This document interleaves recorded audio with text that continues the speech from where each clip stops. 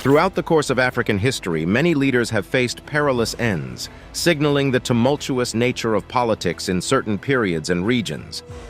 Patrice Lumumba fought for the freedom of his country, and he was killed for that. Assassinations, often a result of political unrest, coups, or ideological differences, have claimed the lives of various African presidents. This video delves into the lives and tragic ends of 15 African presidents who met their fate in the most dangerous ways, offering a window into the complex web of African political history. Number 1. Patrice Lumumba, Democratic Republic of the Congo. Patrice Emery Lumumba, born on July 2, 1925 in Onalua, Belgian Congo, rose to prominence as a nationalist leader dedicated to securing independence for his homeland. As a fervent advocate for Pan-Africanism and Congolese nationalism, Lumumba envisioned a united Congo free from colonial shackles, where its vast natural resources would benefit its people rather than foreign powers. In June 1960, Lumumba's vision bore fruit as the Democratic Republic of the Congo achieved its independence from Belgium. He was appointed the country's first prime minister and immediately faced a series of formidable challenges. The young nation's abrupt transition from colonial rule meant that it lacked an experienced administrative apparatus. Moreover, regional secessionist movements, particularly the one led by Moise Tshombe in the mineral-rich province of Katanga, further exacerbated the fragile political situation. Lumumba's leadership style, marked by his assertiveness and refusal to be subordinate to Western interests, inevitably ruffled feathers. The Cold War landscape of the era also meant that superpowers like the United States and the Soviet Union were keenly interested in the direction the newly independent Congo would take. Lumumba's perceived leanings towards the Soviet bloc heightened Western anxieties. By September 1960, with the Congo in political turmoil and Lumumba's government facing opposition from multiple fronts, President Joseph Kasavubu dismissed him. However, Lumumba contested the dismissal, resulting in a power struggle. This culminated in his arrest in December by forces loyal to Joseph Mobutu, who had staged a coup with the backing of Western governments and corporate interests. Lumumba's end came tragically on January 17, 1961. He was executed by a firing squad in Katanga, a death orchestrated by Belgian officers and secessionist leaders, with tacit approval from the United States Central Intelligence Agency. The murder of Lumumba, a leader with vast potential and vision for a united and prosperous Congo, remains one of Africa's most poignant political assassinations. His legacy continues to inspire movements for justice, sovereignty, and dignity across the continent and beyond. Number 2. Sylvanus Olympio, Togo. Sylvanus Olympio, born on September 6, 1902 in Lome, which was then part of the German colony of Togoland, stands as a monumental figure in Togo's journey to independence. An educated man with a vision for a prosperous and autonomous Togo, Olympio pursued his studies in London and then worked for a while in the United States. On returning to Togo, he was determined to free his homeland from the yoke of colonial rule. Olympio's leadership skills quickly propelled him to the forefront of Togo's independence movement. With his dynamic approach and articulate oratory, he successfully rallied masses in support of ending the French colonial rule. His efforts bore fruit when Togo gained independence in 1960, and he became the nation's first president. However, the dawn of independence brought its set of challenges. As president, Olympio faced the Herculean task of unifying a country fragmented by colonial legacies and building a robust economy from the ground up. His approach to nation-building, which leaned towards centralized control, led to the marginalization of certain segments of the Togolese military, especially those who had served in the French colonial army. By early 1963, rumblings of discontent had grown louder. Economic struggles, coupled with dissent from marginalized military factions, created an environment ripe for upheaval. And on January 13, 1963, these tensions reached their tragic climax. In the early hours, as a military coup unfolded, Olympio tried to seek refuge in the United States Embassy but was denied entry. He was subsequently captured and assassinated outside the embassy, becoming the first African head of state to be overthrown in a coup. The assassination of Sylvanus Olympio was a momentous event in African politics. It set a precedent for military interventions in African states, a trend that would unfortunately recur across the continent in the years to come. Today, Olympio is remembered not just for his tragic end, but for his unwavering dedication to Togo's independence and his vision of a prosperous and unified nation. Number 3. Ngarta Tombal Baye, Chad. Ngarta Tombal Baye, born on June 15, 1918, in the southern region of Chad, emerged as a beacon of hope and change for a nation desiring to shake off the chains of colonial domination. Educated initially in missionary schools, Tombal Baye later trained as a teacher, thereby grounding himself in an understanding of grassroots issues and the immense transformative potential of education. When Chad started its journey towards independence from France, Tombal Baye's leadership qualities rapidly propelled him into the limelight. He became an influential figure in the Chadian Progressive Party, PPT, which played a pivotal role in steering the country towards sovereignty. With Chad achieving independence in 1960, Tombal Baye was appointed its first president, a testament to his perceived capability and popularity. Tombal Baye's presidency, however, was not without challenges. While his intent to modernize and unite Chad was evident, his methods were often seen as authoritarian. He suppressed opposition, curtailed freedoms, and at times resorted to traditional practices like the initiation rites of the Yondo to foster unity and loyalty.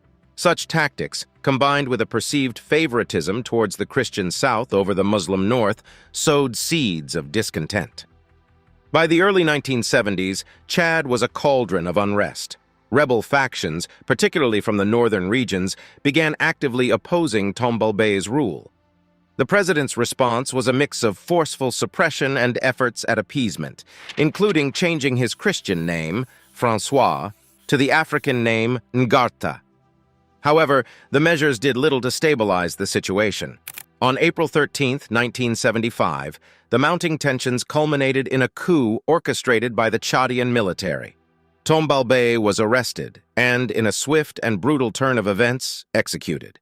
His assassination marked the end of his 15-year rule, a period that witnessed Chad's transformation from a colony to an independent nation grappling with the challenges of unity and identity. Tombal Baye's legacy remains complex. While his authoritarianism and divisive policies are criticized, he is also remembered as a leader who sought to build a modern, independent Chad, even if his methods were contentious. Number 4. Marion Ngouabi, Republic of the Congo. Marion Ngouabi, born on December 31, 1938, in Owondo, Republic of the Congo, stands out as one of Africa's youngest and most charismatic leaders. His early years in the military set the tone for his future leadership, exposing him to discipline, strategy, and the intricacies of power dynamics. An ardent Marxist, Ngouabi passionately believed in socialist principles as the path to true liberation and progress for post-colonial African nations. Ascending to power amidst a backdrop of political instability and multiple coups, Ngouabi took the reins of the Republic of the Congo in 1969. Under his leadership, the nation was renamed the People's Republic of the Congo, reflecting his socialist leanings. He established a single-party state under the Congolese Labour Party, PCT, and introduced socialist reforms aimed at nationalizing key sectors of the economy and decentralizing power. Ngouabi's rule, however, was fraught with challenges. The very forces that brought him to power, particularly the military, proved to be a double-edged sword. While he sought to diminish tribalism and promote national unity, his efforts often met with resistance. The nation's oil wealth, rather than being a boon, became a bone of contention, with various factions vying for control. Perhaps the most significant threat to Ngouabi's leadership came from internal opposition and repeated assassination attempts. Recognizing the challenges of ruling a post-colonial nation with diverse interests and legacies of mistrust, Ngouabi attempted to consolidate his power, which often meant suppressing dissent. His life, marked by rapid ascents and persistent threats, met a tragic end on March 18, 1977.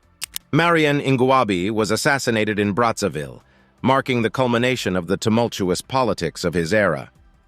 The circumstances of his death remain shrouded in mystery, with multiple theories pointing to both internal and external orchestrations. In the annals of African leadership, Mariam Ngouabi's tenure is emblematic of the challenges young leaders faced in post-colonial Africa. The balancing act between ideology and pragmatism, the quest for national unity, and the constant navigation of internal and external threats. Number 5. Amilcar Cabral, Guinea-Bissau and Cape Verde. Amilcar Cabral, born on September 12, 1924, in Bafata, Portuguese Guinea, now Guinea-Bissau, remains an indomitable figure in the African liberation movement. A brilliant agronomist by training, Cabral's true calling was ignited by the burning desire to see his people free from the shackles of colonialism. While working on agricultural projects in the colonies, Cabral witnessed firsthand the devastating effects of colonial policies on the local populace. These observations fomented a revolutionary spirit within him, leading him to conclude that armed struggle was the only viable path to genuine independence. In 1956, he co-founded the African Party for the Independence of Guinea and Cape Verde, PAGC, setting the stage for a relentless fight against Portuguese colonial rule. Cabral's strategy was multi-pronged. While he recognized the necessity of armed confrontation, he was equally invested in political education. He believed that the true liberation of his people necessitated not just freedom from colonial rule, but also mental emancipation from colonial ideologies. This duality of purpose, waging a guerrilla war while also investing in grassroots political education, became a hallmark of PIGC's liberation strategy. Under Cabral's leadership, PIGC made significant inroads, capturing large swaths of territory from the Portuguese and setting up local governance structures. The success of the movement drew international attention, and Cabral's eloquence made him a revered figure in global anti-imperialist circles. Number 6. Samora Machel, Mozambique. Samora Moises. Machel, born on September 29, 1933, in the village of Chilambane, Gaza Province, Mozambique, stands as an emblematic figure in the fight against Portuguese colonialism. Growing up in a world marked by deep-seated racial inequalities and colonial exploitation, Machel's trajectory from a nurse to the first president of Mozambique was nothing short of remarkable. Machel's journey into revolutionary politics was precipitated by his involvement in health services, where the stark disparities between the colonizers and the colonized were blatantly evident.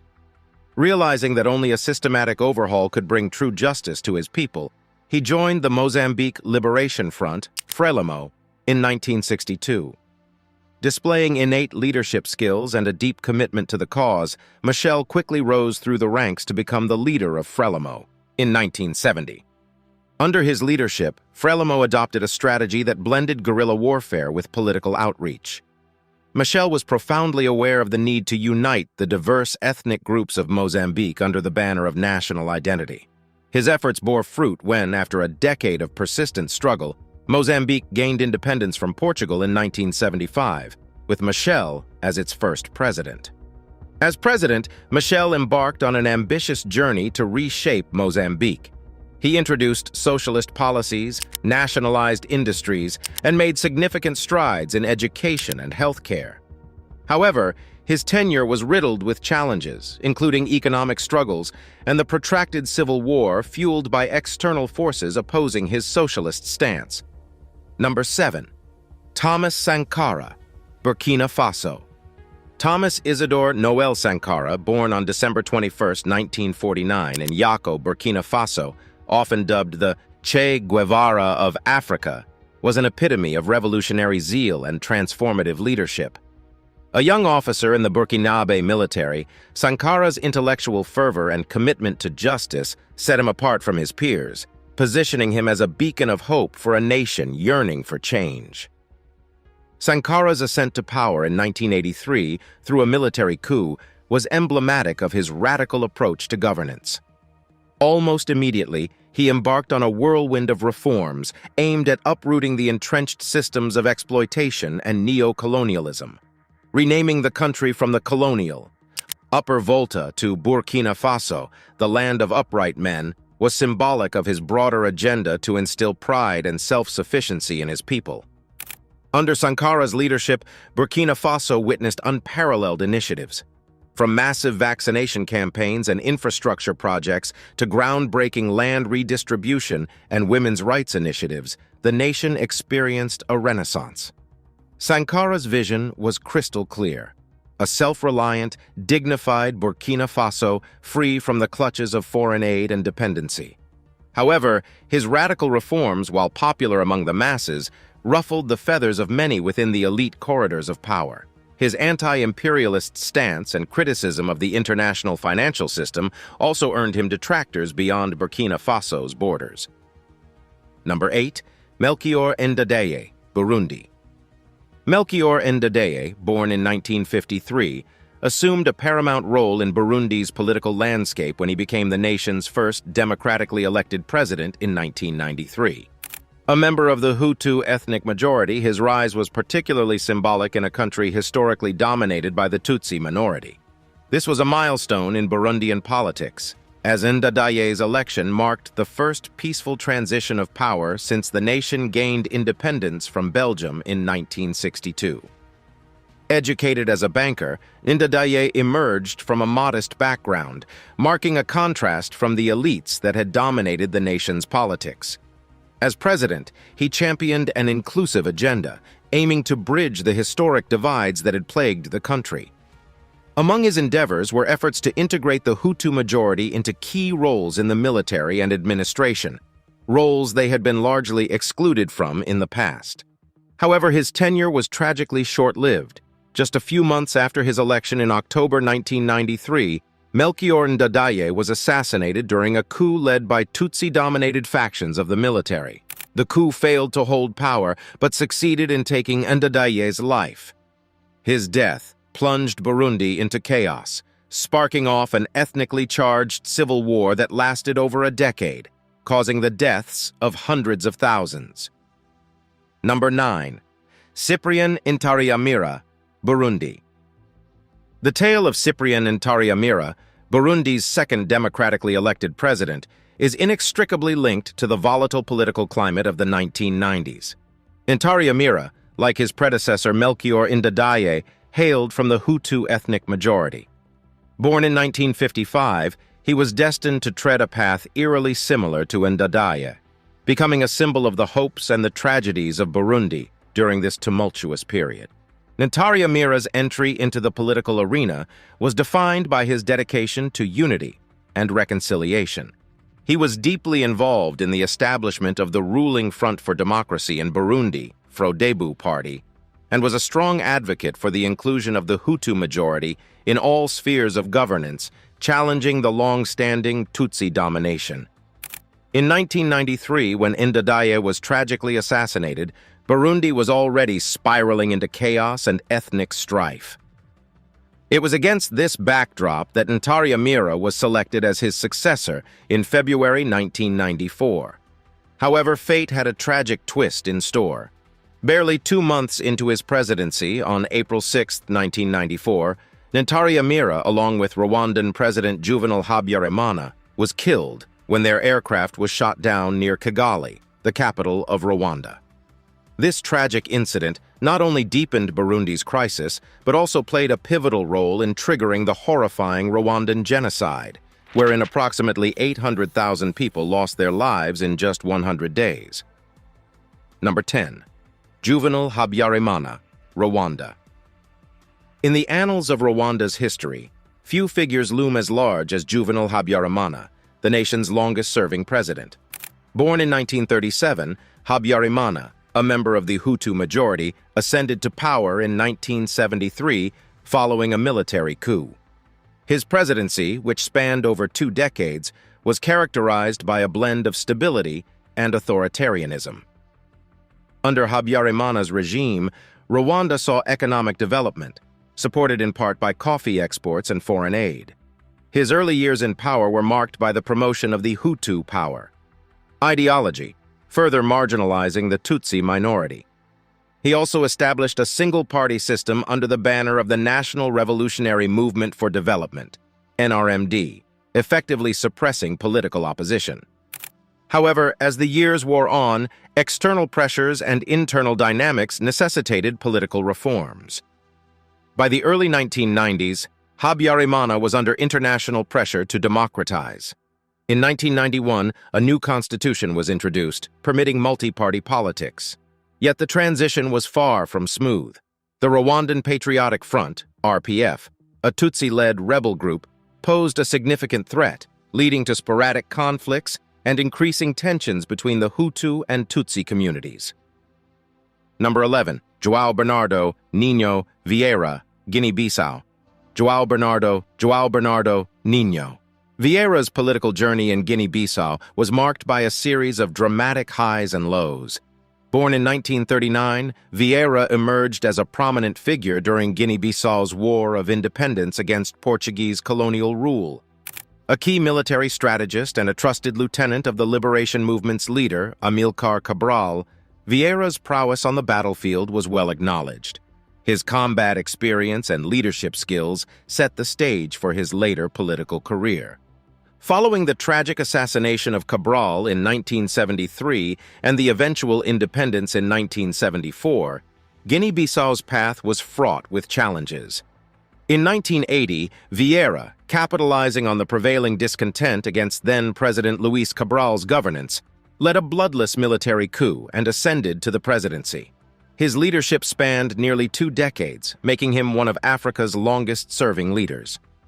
Vieira's rule, while initially marked by efforts to rebuild a war-torn nation, soon became characterized by allegations of human rights abuses, political repression, and economic mismanagement. The nation's dependence on cashew nut exports, coupled with fluctuating global prices, made its economy vulnerable. Vieira's inability to diversify the economy and allegations of corruption further deepened the nation's challenges. The late 1990s were particularly tumultuous for Guinea-Bissau and Vieira. A civil war broke out in 1998, pitting government forces against a military junta. This conflict culminated in Vieira's ousting in 1999. Exiled to Portugal, it seemed his political journey had come to an end. Number 12. Laurent Désiré Kabila, Democratic Republic of the Congo. Laurent Désiré. Kabila's chapter in the vast tapestry of the Democratic Republic of the Congo's DRC history is one of revolution, leadership, and stark contradictions. Born in 1939, Kabila emerged from humble beginnings to become a central figure in the evolving political landscape of the DRC, then known as Zaire. In his early years, Kabila was deeply influenced by Marxist ideologies and Pan-Africanist sentiments. This ideological leaning drove him to join rebellions against the colonial Belgian rule and later against the autocratic regime of Mobutu Sese Seko. For decades, he remained a peripheral figure, leading rebel factions in the remote provinces of the vast nation. However, the tides of fortune shifted dramatically in his favor in the mid-1990s. With the backing of Rwanda and Uganda, Kabila launched a rebellion in 1996 against Mobutu, a leader whose 3-decade rule had plunged the DRC into economic ruin and political decay. In a swift and decisive campaign, Kabila's forces marched through the country, and by May 1997, Mobutu's reign came to an end. Kabila took the reins of a nation in dire need of direction and healing. Yet the euphoria of the revolution soon gave way to the complexities of governance. Kabila, once hailed as the savior of the DRC, faced criticism for his autocratic tendencies and alleged human rights abuses. The promised democracy seemed elusive, and Kabila's relations with his former allies, particularly Rwanda and Uganda, soured. Number 13. Modibo Keïta, Mali. Modibo Keïta stands as a monumental figure in Mali's journey from a colonized territory to an independent nation. Born in 1915, Keïta's early years were shaped against the backdrop of French colonialism in West Africa. However, as he matured, so too did his vision for a sovereign, united Mali. Educated as a teacher, Keïta's political awakening began as he involved himself in various anti-colonial movements. As a founding member of the Sudanese Union African Democratic Rally, USRDA, he championed the cause of independence, and sought to unify diverse ethnic and cultural groups under a single Malian identity. In 1960, Keita's persistent efforts bore fruit as Mali achieved independence from French colonial rule. As the nation's first president, he faced the monumental task of nation-building. Adopting socialist principles, he nationalized major sectors of the economy, introduced agricultural reforms, and established a single-party system. Influenced by Pan-Africanism, he also sought to create regional alliances, notably attempting a short-lived federation with Senegal known as the Mali Federation. However, the challenges of governance in a newly independent nation were manifold. Economic hardships, droughts, and perceived autocracy led to discontentment. While Keita's intentions to create a unified and progressive Mali were evident, his methods, especially the suppression of opposition and dissent, drew criticism. Number 14. Ibrahim Barre, Mainasara, Niger. The political tapestry of Niger during the 1990s is incomplete without the commanding presence of Ibrahim Barre Mainasara. Born in 1949, Mainasara's trajectory from a military officer to the nation's president was both dynamic and controversial, reflecting the tumultuous nature of Nigerian politics during this period. Mainasara's ascent to power was rooted in the military. His tenure in the armed forces saw him undertaking various roles, from participating in peacekeeping missions to holding significant administrative positions. However, the political instability in Niger during the 1990s offered him a distinct path. Discontented with the governance of President Mahamane Usman, Mainasara led a successful coup in 1996, toppling the democratic establishment and positioning himself as the new head of state. Upon assuming power, Mainasara promised to shepherd Niger back to democracy, organizing presidential elections later that year. These elections, however, were mired in allegations of fraud and irregularities, with Mainasara emerging as the winner amidst significant controversy. As president, his rule was characterized by a distinct centralization of power, curtailment of press freedoms, and suppression of political opposition. While he initiated economic reforms and sought international partnerships, his governance style drew significant criticism for its autocratic tendencies. Number 15. Mohamed Boudiaf, Algeria. Mohamed Boudiaf's chapter in Algeria's modern history is both profound and tragically short-lived. Born in 1919 during the throes of French colonial rule, Boudiaf's political convictions were forged in the crucible of Algeria's arduous struggle for independence. A co-founder of the National Liberation Front, FLN, the main revolutionary movement against French rule, Boudiaf played a pivotal role in Algeria's fight for sovereignty. His commitment to the cause led to his arrest and subsequent imprisonment by the French in the 1950s.